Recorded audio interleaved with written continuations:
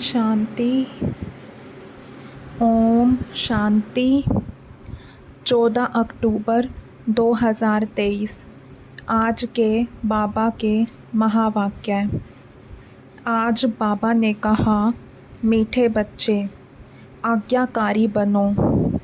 बाप की पहली आज्ञा है, अपने को आत्मा समझ बाप को याद करो।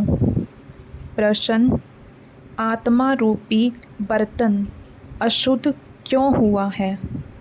उसको शुद्ध बनाने का साधन क्या है? उत्तर, वाहियात बातों को सुनते और सुनाते आत्मा रूपी बर्तन अशुद्ध बन गया है। इसको शुद्ध बनाने के लिए बाप का फरमान है, hear no evil, see no evil. एक बाप से सुनो, बाप को ही याद करो तो आत्मा रूपी बर्तन शुद्ध हो जाएगा। आत्मा और शरीर दोनों पावन बन जाएंगे। गीत जो पिया के साथ है।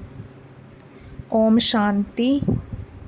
ओम शांति का अर्थ तो बच्चों ने समझा हुआ है। बच्चों को घड़ी घड़ी पॉइंट्स दी जाती हैं। जैसे घड़ी घड़ी कहा जाता है, बाप और वर्षे को याद करो। यहाँ कोई मनुष्य की याद नहीं है। मनुष्य मनुष्य की व किसी देवता की याद दिलाएंगे।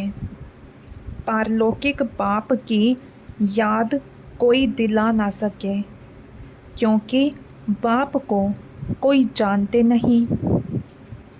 यहाँ तुमको घड़ी घड़ी कहा जाता है, अपने को आत्मा समझ बाप को याद करो। जैसे बाप को बच्चे होते हैं तो सब समझ सकते हैं, यह बाप से वर्षा लेने आया है। फिर उनको बाप और वर्षा याद रहता है। यहाँ भी ऐसे हैं। ज़रूर बच्चे बाप को जानते नहीं हैं, इसलिए बाप को आना पड़ता है। जो बाप के साथ हैं, उन्हों के लिए यह ज्ञान बरसात है। वेद शास्त्रों में जो ज्ञान है, वह सब है भक्ति मार्ग की सामग्री। जप, तप, दान, पुण्य, संध्या, गायत्री आदि जो कुछ करते हैं, वह सब है भक्ति मार्ग की सामग्री। सन्यासी भी भक्त हुए। पवित्रता बिगर कोई शांति धाम में जा नहीं सकते, इसलिए वह घर बार छोड़ जाते हैं। परंतु सारी दुनिया तो ऐसे नहीं करेगी। उन्हों के इस हठ योग की भी ड्रामा में नूंद है। तुम बच्चों को राजयोग सिखलाने कल्प कल्प एक ही बार आता हूँ। मेरा और कोई अवतार होता नहीं है। रीइनकारनेशन ऑफ गॉड, वह हुआ ऊंच ते ऊंच। फिर रीइनकारनेशन ऑफ जगत अम्बा और जगत पिता भी ज़रूर होने चाहिए। वास्तव में रीइनकारनेशन अक्षर सिर्फ बाप से ही लगता है। सदगति दाता एक ही बाप है। यूँ तो हर एक चीज़ फिर से रीइनकारनेट होती है। जैसे अभी भ्रष्टाचार है तो कहेंगे भ्रष्टाचार रीइनकार्नेट हुआ है, फिर से भ्रष्टाचार हुआ है, फिर से श्रेष्ठाचार आएगा। रीइनकार्नेट तो हर चीज़ का होता है। अभी पुरानी दुनिया है, फिर नई दुनिया बनेगी। नई दुनिया के बाद कहेंगे फिर से पुरानी दुनिया आनी है। यह सब बातें बाप बैठ समझाते हैं। जब यहाँ बैठते हो तो हमेशा ऐसे समझो, मैं आत्मा हूँ। मुझे बाप का फरमान मिला हुआ है, मुझे याद करो। बच्चों के सिवाय तो और कोई को बाप का फरमान मिल ना सके। फिर बच्चों में कोई तो आज्ञाकारी होते हैं, कोई आज्ञा ना मानने वाले भी होते हैं। बाप कहते हैं, हे आत्माएं, तुम मेरे साथ बुद्धि का योग लगाओ। बाप आत्माओं से बात करते हैं और कोई विद्वान पंडित आदि ऐसे नहीं कहेंगे कि मैं आत्माओं से बात करता हूँ। वह तो आत्मा सो परमात्मा समझ लेते हैं। वह है रोंग। तुम बच्चे जानते हो कि शिव बाबा इस शरीर द्वारा हमें समझा रहे हैं। शरीर बिगर तो एक्ट हो ना सके। पहले पहले तो यह निश्चय चाहिए। निश्चय बिगर तो कुछ भी बुद्धि में नहीं बैठेगा। पहले निश्चय चाहिए कि हम आत्माओं का बाप वह निराकार परमपिता परमात्मा है और साकार में है प्रजापिता ब्रह्मा। हम हैं ब्रह्मा कुमार कुमारियाँ। शिव के तो सब आत्माएं बच्चे हैं, इसलिए शिव कुमार कहेंगे, कुमारी नहीं। यह सब बातें धारण करने की है। धारण तब होगी जब निरंतर याद करते रहेंगे। याद करने से ही बुद्धि रूपी बर्तन शुद्ध होगा।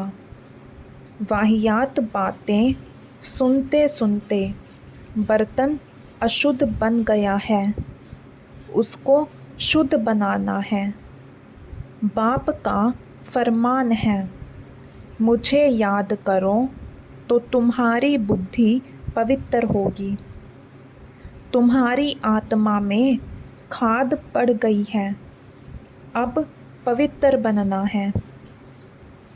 सन्यासी कहते हैं आत्मा निर्लेप है।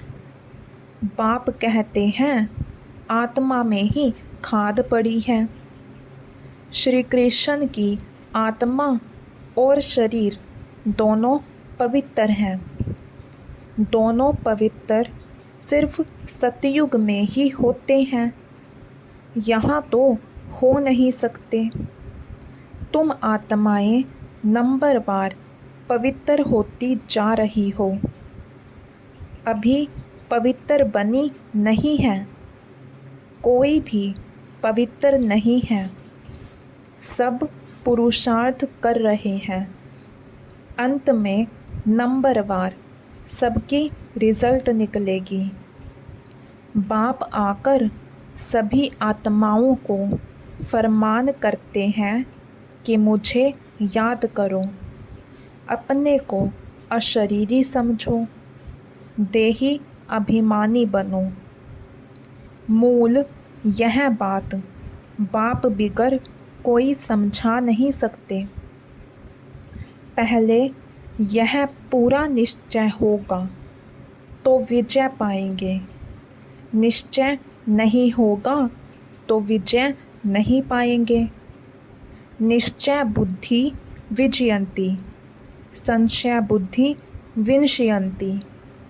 गीता में कोई कोई अक्षर बहुत अच्छे हैं। इसको कहा जाता है आटे में नमक। बाप कहते हैं, मैं तुमको सभी वेदों शास्त्रों का सार समझाता हूँ कि इनमें क्या क्या है। यह सब है भक्ति मार्ग के रास्ते। इनकी भी ड्रामा में नूंद है। यह प्रश्न नहीं उठ सकता कि यह भक्ति मार्ग क्यों बनाया हुआ है। यह तो अनादि बना बनाया ड्रामा है। तुमने भी इस ड्रामा में बाप से स्वर्ग के मालिक बनने का वर्षा अनेक बार लिया है और लेते रहेंगे। कभी अंत नहीं हो सकता। यह चक्कर अनादि फिरता ही रहता है। तुम बच्चे अभी दुख धाम में हो, फिर शांति धाम में जाएंगे, शांति धाम से सुख धाम में जाएंगे, फिर दुख धाम में आएंगे। यह अनादि चक्कर चलता ही रहता है। सुख धाम से दुख धाम आने में तुम बच्चों को 5000 वर्ष लगते हैं, जिसमें तुम 84 जन्म लेते हो। सिर्फ तुम बच्चे ही 84 जन्म लेते हो, सब नहीं ले सकते। यह बेहद का बाप तुमको डायरेक्ट समझा रहे हैं और बच्चे फिर मुरली सुनेंगे व पढ़ेंगे या टेप सुनेंगे। टेप भी सब नहीं सुन सकते। तो पहले पहले तुम बच्चों को उठते बैठते इस याद में रहना है। मनुष्य तो माला फेरते राम राम जपते हैं। रुद्राक्ष की माला कहते हैं ना। अब रुद्र तो है भगवान।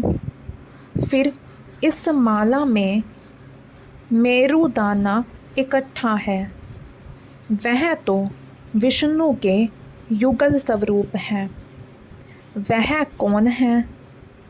यह मात पिता, जो फिर विष्णु के 2 रूप लक्ष्मी नारायण बनते हैं। इसलिए इनको मेरु कहा जाता है। फूल है शिव बाबा, फिर मेरु यह मम्मा बाबा, जिनको मात पिता कहते हो। विष्णु को मात पिता नहीं कह सकेंगे। लक्ष्मी नारायण को मात पिता तो उनके बच्चे ही कहेंगे। आजकल तो सबके आगे जाकर कहते हैं तवमेव माताश्च पिता तवमेव। बस कोई एक ने महिमा की तो उनके पीछे फॉलो करने लग पड़ते हैं। यह है ही अनराइटियस दुनिया। कलयुग को कहा जाता है अनराइटियस। सतयुग को कहा जाता है राइटियस। वहाँ आत्मा और शरीर दोनों पवित्र होते हैं। सतयुग में श्री कृष्ण गोरा है। फिर अंतिम जन्म में उनकी आत्मा सांवरी बनी है। यह ब्रह्मा सरस्वती इस समय सांवरे हैं ना। आत्मा काली बन गई है तो उनका जेवर भी काला बन गया है। सोने में ही खाद पड़ती है, उससे जेवर भी जो बनता है वह खाद वाला। सतयुग में जब देवी देवताओं की गवर्नमेंट है तो यह झूठ यानी खाद होती नहीं। वहाँ तो सोने के महल बनते हैं। भारत सोने की चिड़िया था, अभी तो मुलम्मा है। ऐसे भारत को फिर से स्वर्ग बाप ही बना सकते हैं। बाप समझाते हैं, श्रीमद् भगवानुवाच है ना। श्री कृष्ण तो दैवी गुणों वाला है, दो भुजा दो टांग वाला है।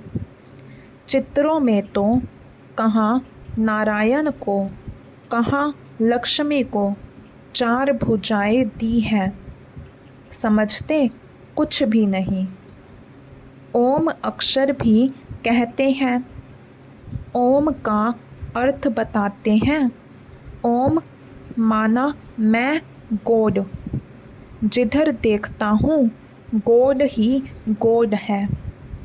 परंतु यह तो रोंग है। ओम माना अहम आत्मा। बाप भी कहते हैं अहम आत्मा, परंतु मैं सुप्रीम हूँ, इसलिए मुझे परमात्मा कहा जाता है। मैं परम धाम में रहता हूँ। ऊंचे ते ऊंच भगवान, फिर सूक्ष्म वतन में ब्रह्मा विष्णु शंकर की आत्मा है। फिर नीचे आओ तो यह मनुष्य लोक है। वह दैवी लोक, वह आत्माओं का लोक, जिसको मूल वतन कहा जाता है। यह बातें समझने की है। तुम बच्चों को यह अविनाशी ज्ञान रत्नों का दान मिलता है, जिससे तुम भविष्य में माला माल डबल सिरताज बनते हो। देखो श्री कृष्ण को दोनों ताज है ना। फिर वही बच्चा चंद्रवंशी में आता है तो 2 कला कम हो जाती है। फिर वैश्यवंशी में आएंगे तो और 4 कला कम हो जाएगी। फिर लाइट का ताज उड़ जाएगा, बाकी रतन जड़ित ताज रहेगा। फिर जो अच्छा दान पुण्य करते हैं उनको एक जन्म के लिए अच्छी राजाई मिलती है। फिर दूसरे जन्म में भी अच्छा दान पुण्य किया तो फिर भी राजाई मिल सकती है। यहाँ तो तुम 21 जन्मों के लिए राजाई पा सकते हो। मेहनत करनी पड़ती है। तो बाप अपना परिचय देते हैं, कहते हैं आई एम सुप्रीम सोल। इसलिए उनको परम पिता परम आत्मा अर्थात परमात्मा कहा जाता है। तुम बच्चे उस सुप्रीम को याद करते हो। तुम हो सालिग्राम, वह है शिव। शिव का बड़ा लिंग और सालिग्राम मिट्टी के बनाते हैं। यह कौन सी आत्माओं का यादगार बनाते हैं यह भी कोई नहीं जानते।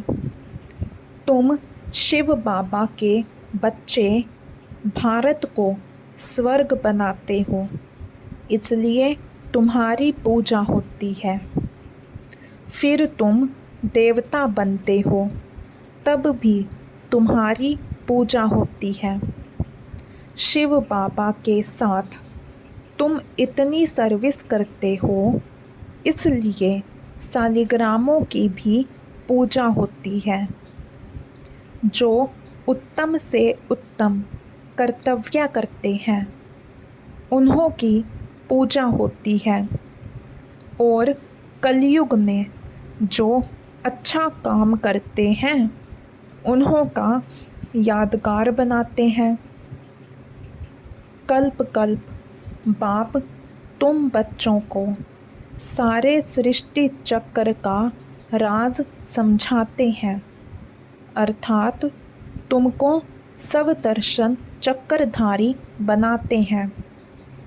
सवदर्शन चक्र विष्णु को नहीं हो सकता, वह तो देवता बन गया। यह ज्ञान सारा तुमको है। फिर लक्ष्मी नारायण बनेंगे तो यह ज्ञान नहीं रहेगा। वहाँ तो सब सदगति में है। तुम बच्चे यह ज्ञान अभी ही सुनते हो, फिर राजाई पा लेते हो। स्वर्ग की स्थापना हो गई, फिर ज्ञान की दरकार नहीं रहती। बाप ही आकर अपना और रचना का पूरा परिचय देते हैं। सन्यासियों ने माताओं की निंदा की है, परंतु बाप आकर माताओं को उठाते हैं। बाप यह भी समझाते हैं कि यह सन्यासी ना होते तो भारत कामचिता पर बैठ एकदम खाक हो जाता। जब देवी देवता वाम मार्ग में गिरते हैं तो उस समय अर्थक्वेक बड़ी जोर की होती है, फिर सब नीचे चला जाता है। और खंड आदि तो होते नहीं, भारत ही होता है। इस्लामी आदि तो पीछे आते हैं। तो फिर वह सतयुग की चीज़ें यहाँ नहीं रहती। तुम जो सोमनाथ का मंदिर देखते हो, वह कोई वैकुंठ का नहीं है। यह तो भक्ति मार्ग में बना है, जिसको मोहम्मद गजनवी आदि ने लूटा। बाकी देवताओं के महल आदि सब अर्थक्वेक में गायब हो जाते हैं। ऐसे नहीं कि महल के महल नीचे गए हैं, वही फिर ऊपर आ जाएंगे। नहीं, वह तो अंदर ही टूट फूट सड़ जाते हैं। फिर उसी समय खोदते हैं तो कुछ ना कुछ मिलता है। अभी तो कुछ भी नहीं मिलता है। शास्त्रों में कोई यह बातें नहीं है। सदगति दाता है ही एक बाप।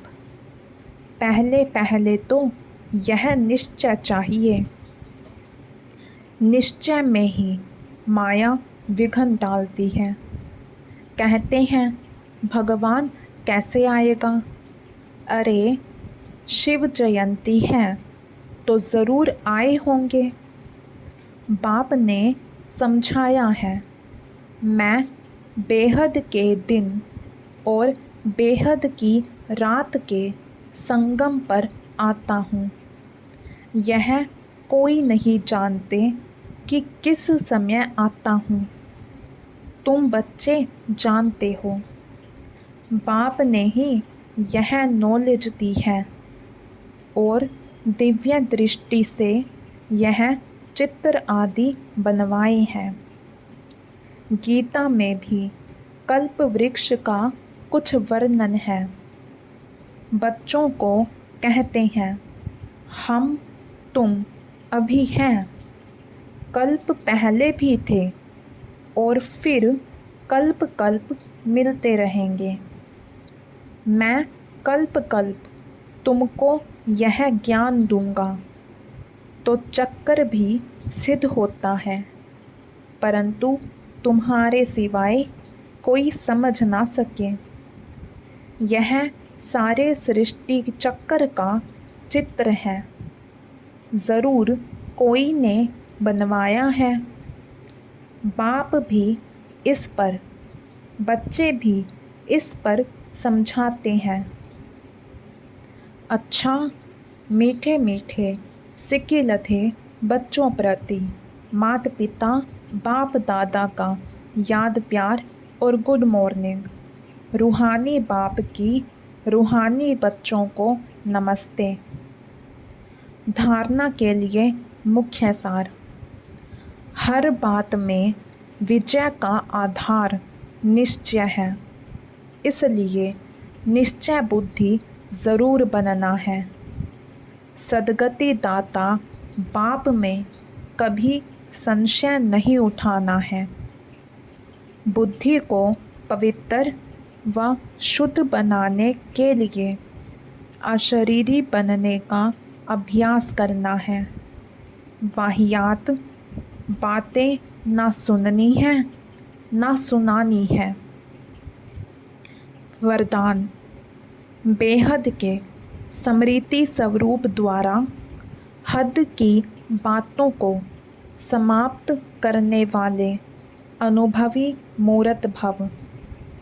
बेहद के स्मृति स्वरूप द्वारा हद की बातों को समाप्त करने वाले अनुभवी मूर्त भव।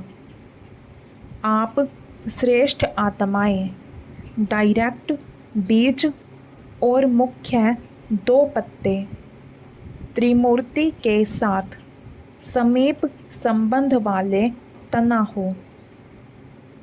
इसी ऊंची स्टेज पर स्थित रहो। बेहद के स्मृति स्वरूप बनो तो हद की व्यर्थ बातें समाप्त हो जाएंगी। अपने बेहद के बुजुर्गपन में आओ तो सदा सर्व अनुभवी मूर्त हो जाएंगे। जो बेहद के पूर्व जपन का ऑक्यूपेशन है, उसको सदा स्मृति में रखो। आप पूर्वजों का काम है अमर ज्योति बन अंधकार में भटकती हुई आत्माओं को ठिकाने पर लगाना। स्लोगन। किसी भी बात में मूंझने के बजाय मौज का अनुभव करना ही मस्त योगी बनना है। किसी भी बात में मूंझने के बजाय मौज का अनुभव करना ही मस्त योगी बनना है। अच्छा, ओम शांति।